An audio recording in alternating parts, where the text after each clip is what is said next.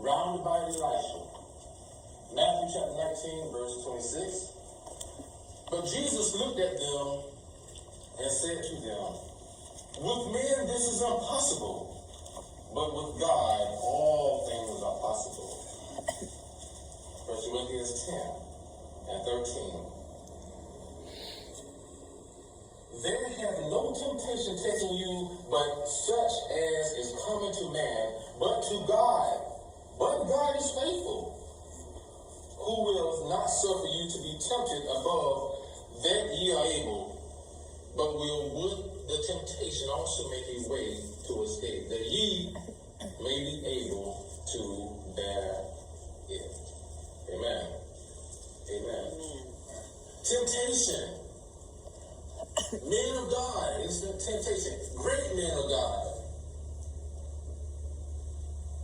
Tempted.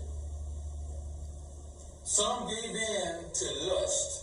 Some gave in to their desire, to their selfish desires and wants and needs. Some gave in and some didn't. Amen. Let's look at King David. King David, the greatest king of Israel. The Lord said to King David, he said, this is a man after my own heart. The man killed thousands of people in war. Thousands. Won many wars. King David, the greatest king of Israel. Okay? King David. King David, one morning, he woke up. He went on his roof, which was back in Israel back then. The top of that roof was flat. So he went out on his roof. So he went out on his roof and he began to look out over the horizon. And he looked out over his horizon and he saw a beautiful woman bathing. Okay? You know, that's for any man that has a desire for women, that would probably be tempted to him.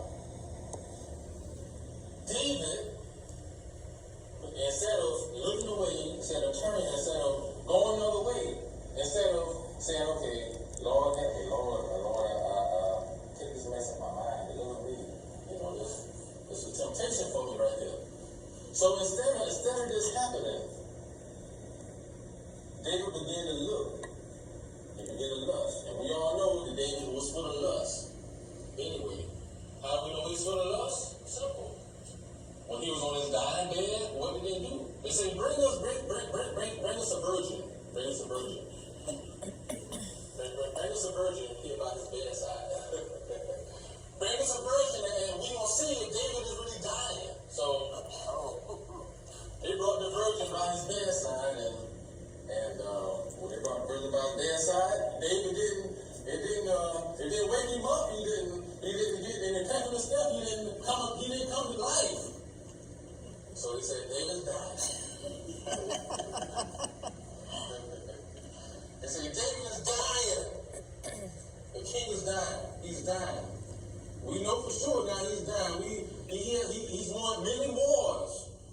He's came out of many things. But this time he's dying. Now let me go a little bit deeper. When David was watching her take a bath, okay, it wasn't a regular bath she was taking. So let me go into more depth about how lustful he really was. When she was taking a bath, she was taking a spiritual bath.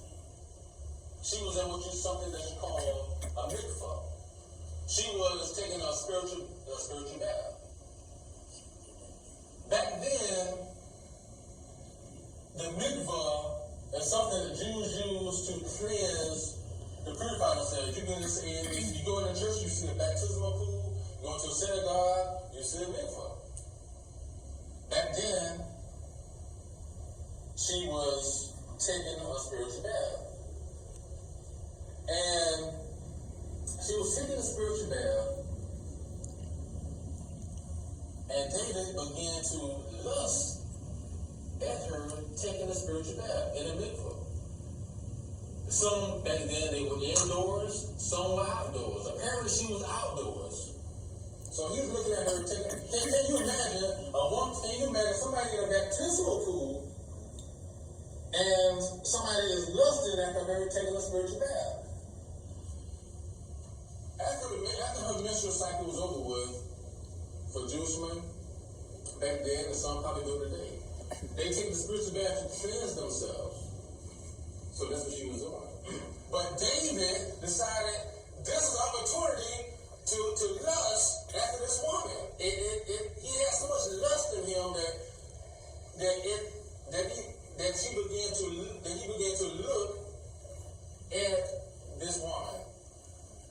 And even the fear of God did not even take control of him to the point he'll say, it's bad enough I'm lusting, number one. It's bad enough. That's bad.